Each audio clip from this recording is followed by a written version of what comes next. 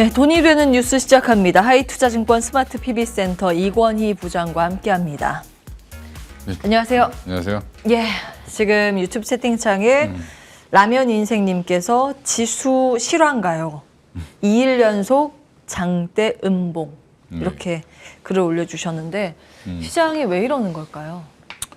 일단 지금 뭐 내부적인 문제라기보다 기업들 단위의 문제는 사실은 뭐 실적이 조금 안 좋고 이 정도일 텐데 지금 뭐 전반적인 흐름은 그냥 외부 변수에 의해서 빠지고 있다라고 보시면 될 것 같고요. 지금 전쟁 이슈를 그러니까 한동안 좀 반등이 나왔을 때가 바이든 대통령이 이제 이스라엘을 방문한다라는 얘기가 나왔을 때였는데 그 당시 뉴스를 보시면 사실 이스라엘만 방문하려고 했던 게 아니라 팔레스타인 그 자치기구장이랑 그 외 이집트 정상, 요르단 정상도 같이 만나기로 했었는데 그게 지금 사실은 뭐 안 됐고 이스라엘만 잠깐 갔다 오셨죠. 예. 그리고 오늘 또 대국민 성명 발표했는데 이스라엘을 전폭적으로 지원한다.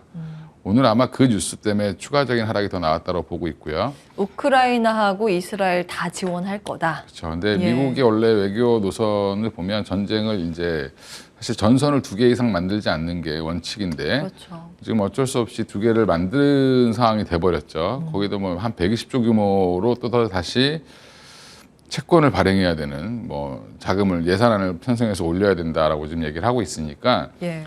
그러면 이제 사실은 아까 말씀하신 것처럼 불안하면 미국 국채나 달러나 금이 이제 원래 강한데 지금은 예. 금만 강하고 사실은 뭐 달러도 좀 강하긴 하지만 채권 금리는 아주 최악이죠. 채권 가격은 아주 떨어지고 있습니다. 이상하게 움직여요. 그러니까 미국이 사실. 돈이 많아서 할 수 있으면 상관이 없는데 지금 예. 돈이 없는데 빚을 내서 지금 전쟁을 지원해야 되는 판이 된 거죠. 예.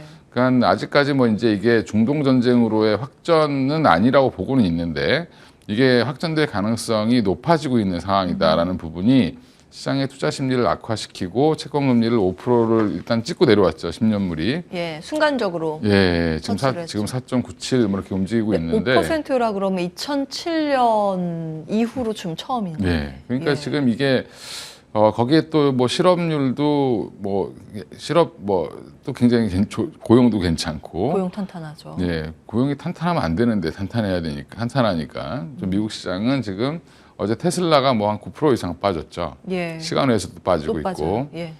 이제 이런 부분들이 이제 다 같이 영향을 주면서 국내 증시를 지금 끌어내리고 있다. 그러니까 심리는 굉장히 안 좋아졌고요. 그다음에 지금 반대 매매도 많이 나가고 있고 또 하나는 이제 신용 물량들은 좀 줄었다고는 하는데 여전히 조금 리스크가 있죠. 이 와중에 또 이제 아랫 방향으로 베팅하는 쪽도 굉장히 많아졌습니다. 예. 이제 공매도도 좀 많아졌고 이런 부분들이 같이 이제 묶이면서 지수를 좀 끌어내리고 있고 중요한 건 외국인들이 지금 선물을 무지막지하게 팔고 있다는 거죠. 그러니까요. 예, 어제 잠깐 뭐 사기도 했지만 예. 현물은 얼마 전에 이제 한번 사면서 이제 돌아서는 거 아니냐 했는데 그때 이제 제가 선물을 보셔야 된다라고 말씀드렸던 거는 예. 선물은 지속적인 매도를 하고 있습니다. 그래서 오늘도 아침에 잠깐 사는 척하다가 맞아요. 도로 다 매도를 하고 있기 때문에 예. 지금 지수상으로는 외국인들이 바라보는 거나 2,310 포인트 정도. 2310포인트요? 예, 그 정도까지는 넓혀놓은 것 같습니다. 아랫단을. 예. 근데 이제 이게 조금 더 확장되면 뭐 지수는 또 내일 또 포지션에 따라 달라지는 거니까 선물 옵션 같은 경우는 예. 그 부분도 좀 확인해 보셔야 될 필요가 있어서 예. 여전히 조금은 좀 불안한 시장이 좀 당분간 이어진다라고 보고 있습니다. 시장이 이어진다. 당분간이라고 하면 언제까지 그 기준점을 뭐라고 보고 계시는지요? 기준점은 이제 좀 무뎌지거나, 예, 그리고 더 이상 이제 이스라엘과 하마스에 관한 분쟁이 여기서 더 확전되지 않고 요 상태만 유지를 해줘도 시장은 사실은 또 그게 또 둔해지거든요. 예. 이제 러시아 우크라이나 전쟁 때 보셨던 것처럼 예. 초반은 굉장히 격렬히 반응을 하다가 예. 나중에는 그 장기전으로 도입되니까 지금 아무도 얘기 안 하고 있죠. 그렇죠. 예. 처음에는 거기 뭐 전쟁 실황을 저희 중계하다시피 들었는데 맞아요. 지금 어떻게 예. 진행되고 있는지 사실 뉴스를 보신 적이 아마 없으실 겁니다. 그 정도로 이제 시장은 이제 새로운 뉴스에 되게 예민할 수밖에 없고요. 향후에 이제 미국이 이거를 어떻게 중재할 거냐 이걸 이제 기대했는데 이번에는 그 완화 방안이 거의 안 나왔습니다. 이제 바이든 대통령 입에서. 그러다 보니까 지금 현재 시장은 더 불안해하고 있다. 그게 이제 대변해 주는 게 금 가격이 급등을 하고 있습니다. 예. 시장이 무뎌질 때까지 일단 하방은 열고 볼 필요가 있다라는 코멘트. 전체 지수 상황은 그렇습니다. 지금 지수 보면 코스피보다 코스닥 시장의 낙폭이 더 크지 않습니까? 그 이유 중에 하나가 2차 전지 관련주의 낙폭이 두드러지기 때문일 텐데 테슬라 쇼크의 2차 전지주 곡소리 반등은 언제일까라는 기사 제목입니다. 유튜브 채팅창에 테슬라와 우리 2차 전지 상관없는데 왜 엮어서 방송을 합니까? 하시는데요. 답변을 좀 주시겠어요? 저도 상관없다고 생각하는데. 예, 로직상 뭐 밸류체인상 아주 큰 영향력을 없죠. 끼치진 않죠. 그런데 수급상은 연관이 있죠. ETF가 같이 ETF도 같이 엮여 있고 또 하나는 예. 뭐냐면 테슬라가 쇼크가 난 거는 차가 안 팔렸던 게 아니라 예, 차를 너무 싸게 팔아서 그런 거죠. 싸게 팔아서 예, 마진폭을 줄였기 때문에 영업이익률이 예상보다 예. 적게 나왔던 거고 예, 테슬라를 왜 기점으로 보냐면 심리적인 영향을 줄 수 있습니다. 지금 2차 전지가 예, 실적 발표, 잠정 실적 발표를 하고 나서 보면 LG에너지솔루션이랑 LG화학을 빼고는 대부분 다 안 좋게 나오고 있는 상황이고 예, 에코프로도 안 좋게 나왔고 에코프로 BM도 안 좋게 나왔습니다. 대장주들이 안 좋게 나왔는데 거기에서 이제 추가적으로 테슬라까지 빠지니까 예. 사실 갖고 계신 분들은 좀 멘붕이 올 수 있죠. 그러면 이제 이쪽 산업이 조금 당분간은 힘든 게 아니냐라고 해서 지금 매도가 더 나오는 거고 예. 대외적인 변수도 작용을 하고 있고 예, 여러 가지가 이제 2차 전지한테 지금은 좀 우호적인 분위기는 아니다. 예. 이렇게 생각하시면 되는데 예. 지금 결국엔 이 2차 전지가 그럼 언제 돌아설 거냐라고 이제 자꾸 물어보시는데 결국에는 숫자가 더 좋아진다는 얘기가 나와야 됩니다. 예, 그리고 예. 지금 테슬라의 저가 판매 정책이 문제를 일으키는 건 다른 메이커들이 마진이 안 남는 거죠. 이제 그렇게 팔면 자기들은. 예, 경쟁사도 그렇죠. 비싸게 팔 수는 없으니까. 예, 그러면 이제 논리. 배터리 단가가 제일 높으니까 이걸 자꾸 예. 깎으려고 할 거고, 그러면 예. 제조하는 입장에서는 마진이 줄겠죠. 이 여러 가지 이제 지금 그리고 뭐 중국의 저가 이 배터리들이 좀 많이 남아 있는 것도 좀 문제고, 예, 지금 생각보다 전기차는 뭐 유럽 시장에서도 잘 팔리고 있고 미국 시장에서도 순조롭게 팔리고 있다라고 합니다. 근데 예. 그럼에도 불구하고 주가는 이렇게 반응하는 거는 또 이제 뭐 리튬 가격의 하락이라든지 니켈 가격의 급락이라든지 이런 것들이 예. 같이 또 영향을 주고 있다 생각하시면 돼요. 많네요. 영향을 주는 요소들이. 자, 그럼 정리하겠습니다. 한 가지만 더. 네. 테슬라와 직접적으로 연관이 있는 우리나라 밸류체인은 어떤 종목이 있나요? 생각보다 많지 않아서 제 별로 기억으로도 메인 종목들은 별로 없고요. LNF가 연관이 있나요? LNF도 사실은 연관이 별로 없고. 별로 없어요? 예, LG 에너지솔루션이 약간 연관이 되어 있죠.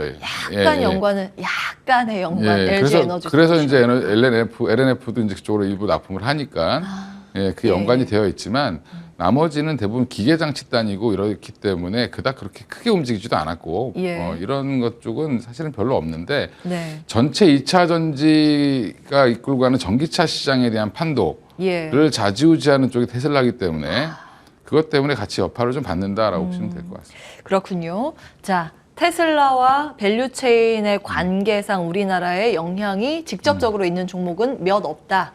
여기까지는 이제 팩트. 그리고 지금 우리나라 그러면 왜 테슬라 쇼크에 2차 전지주를 엮어서 보도가 나오느냐에 대한 근거들은 사실은 여러 가지가 있습니다. 그 주변부 이슈 때문에 그런데 테슬라의 가격 정책으로 인해서 다른 그 전기차 판매 기업들도 테슬라가 싸게 파는데 어떻게 올리겠냐, 비싸게 파느냐 이런 논리로 이제 가격에 대한 부담이 전체적으로 영향을 미칠 수 있고 주식시장은 수급적인 특징도 배제를 할 수는 없습니다. ETF라는 게 글로벌적으로 전기차 ETF가 테슬라에 들어가 있는데 거기에 또 같이 구성 종목으로 돼 있는 게 우리나라 대표적인 배터리 종목들이 있습니다. 그러면 테슬라 일단 빼고 보자라는 심리로 ETF를 팔게 되면 자동적으로 우리나라 그 구성 종목들도 같이 팔리거든요. 그런 영향 그리고 또 하나는 심리적인 부분도 있다라는 부분 정리를 해드리겠습니다.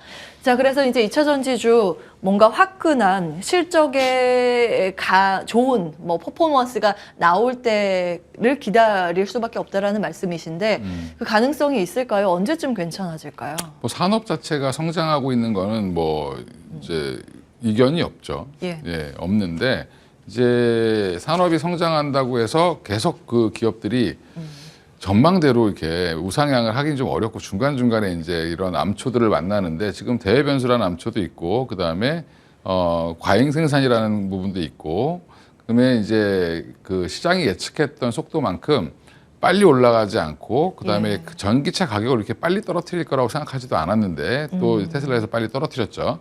이런 부분들까지 다 이제 영향을 주는 거고, 그러니까 산업이 성장하는 데 있어서 성장통 정도로 생각하시면 될 것 같고, 예. 그러면 이제 그 이후를 지나고 나면 또 한 번의 호황은 충분히 올 수 있다. 그러니까 예. 뭐 쉽게 얘기하면 10대 중에 3대 이상이 전기차가 예. 돌아다니지 않는 한은 계속 성장을 하지 않겠냐. 주가는 계속 반응을 보일 거다라고 보고 있습니다. 10대 중에 세대예요? 그렇죠. 돌아다니는 차 중에 10대 중에 3대 정도는 돼야 사실은 예. 보급이 좀 어느 정도 많이 됐다라고 보는 건데 지금은 몇대 정도 돼요? 판매되는 게 한 10대 중에 뭐 유럽은 한 6, 7대까지도 팔린다고 하는데 유럽이 확실히 빠르군요. 예. 근데 예. 이제 미국 같은 경우는 아직까지는 10대 중에 뭐 2대가 안 팔리니까 아, 예. 그러면 이제 예. 이런 부분들은 팔리는 숫자도 중요하지만 보급이 돼서 이제 그걸 대비해서 테슬라가 지금 열심히 충전 사업에 지금 힘을 쓰고 있는 거죠. 그러니까 테슬라도 아마 전기차 판매에서 이제 깎인 영업이익을 예. 그쪽으로 메꿀 가능성이 높습니다. 지금은 호황 바로 직전에 있는 성장통이라고 보셨고 그 근거를 침투율로 네.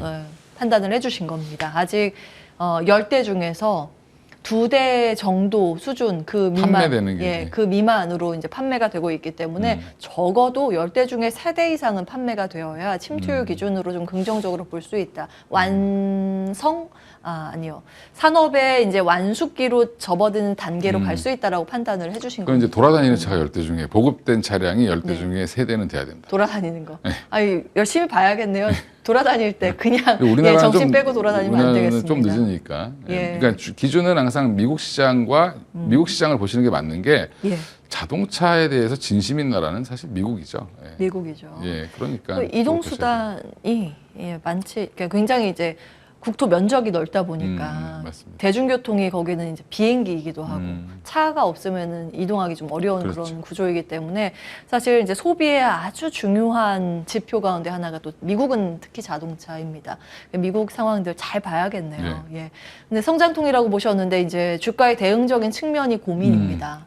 지금 조정의 폭이 깊다 보니 많은 분들 이제 보유하고 계신 분들은 힘드실 구간이란 말이에요. 그렇죠. 그럼 예. 어떻게 대응을 해야 될까요? 일단은 뭐 과감하게 비중을 줄이실 수 있으면 줄이시는 게 맞는데 당분간은 좀 어려울 수 있으니까 근데 좋은 네. 신호가 나올 때까지 그냥 기다리겠다고 하신 분들은 기다릴 수밖에 없는 거고 예. 또 내가 뭐 손해폭이 크지 않거나 아직도 뭐 플러스인 분들은 좀 비중을 줄이셨다가 또 예. 더 살 수 있는 타이밍이 왔을 때 조금씩 사시는 게 더 좋지 않겠나 이렇게 생각을 하고 있습니다. 그래서 예.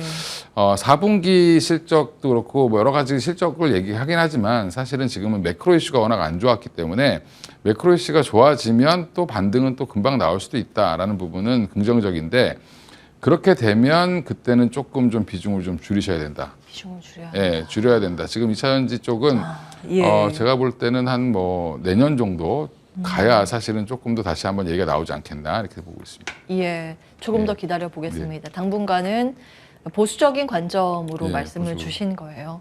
기억을 해보도록 하고요. 다음 보겠습니다.